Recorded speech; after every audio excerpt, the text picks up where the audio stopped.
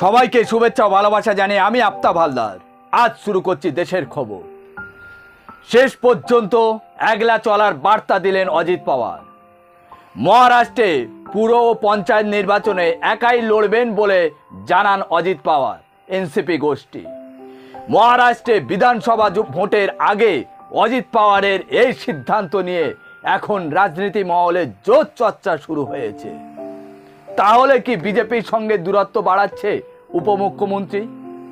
যদিও অজিত পাওয়ার বলেছেন, লোকসভার শরিক দল হিসেবে যেমন লড়েছি সেই রকম বিধানসভাতেও শরিক দল হিসেবে লড়ব। তবে পঞ্চায়েত এবং পৌরসভা একক শক্তিতে প্রতিদ্বন্দ্বিতা করার সিদ্ধান্ত নিয়েছে অজিত পাওয়ারের গোষ্ঠী। যদিও অজিত পাওয়ার এই ব্যাখ্যা জল্পনার জল ঢালতে পারেনি। বিভিন্ন মহলে প্রশ্ন উঠছে, বিজেপি যখন জোটকে আরো শক্তিশালী করার কথা বলছে তখন অজিত পাওয়ার ভিন্ন সুর কেন? লোকসভা ভোটে জোট বেঁধে লড়ে সুবিধা করতে পারেনি অজিত পাওয়ারের দল। মাত্র একটি আসনে জয় পেয়েছিলেন অজিত পাওয়ারের দল। কাকা শারদ পাওয়ারের দল ভেঙে রাজ্যে বিজেপি নেতৃত্বাধীন সরকারে যোগ দিয়েছিলেন অজিত পাওয়ার। সাথে সাথে উপমুখ্যমন্ত্রী পদও পেয়েছিলেন। কিন্তু প্রথম পরীক্ষায় অর্থাৎ প্রথম নির্বাচনী পরীক্ষাতে মুখ তুবড়ে পড়ায় অজিত পাওয়ারের রাজনৈতিক ভবিষ্যৎ নিয়ে এখন প্রশ্নের মুখে পড়েছে।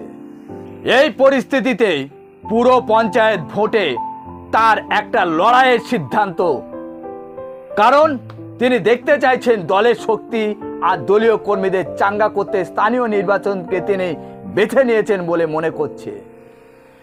এখন প্রশ্ন হচ্ছে, কিছুদিন আগে অজিত পাওয়ারের গোষ্ঠীর 4 জন প্রথম সারির নেতা শারদ পাওয়ারের গোষ্ঠীতে চলে গিয়েছে বলেই নিজের দলের ভাবমূর্তি যাচাই করার জন্য এই রকম পদক্ষেপ নিচ্ছেন, নাকি পুর পৌর পঞ্চায়েত ভোটে রেজাল্ট দেখে আবার পুরনো ঘরে অর্থাৎ শারদ পাওয়ারের ঘরে ফিরে আসবেন? আমি জানি না, সময় বলবে। আজ এখানে শেষ করছি। সবাই ভালো থাকবেন, সুস্থ থাকবেন। Tata, bye bye.